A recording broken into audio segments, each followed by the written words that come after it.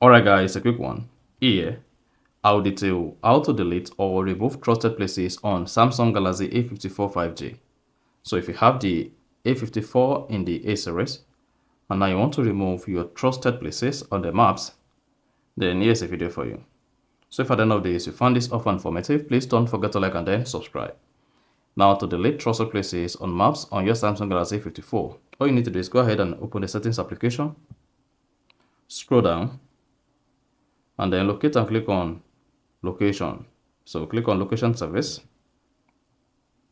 Make sure location is turned on. If it is turned off on your device, and after that click on location services.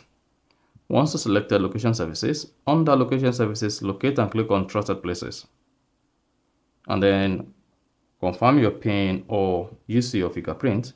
Then you'll see all your added trusted places here.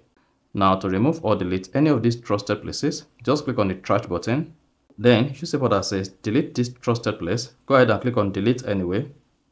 Then repeat this on all other trusted places you've added to your Samsung Galaxy A54 trusted places, and click on delete anyway, and then you're good.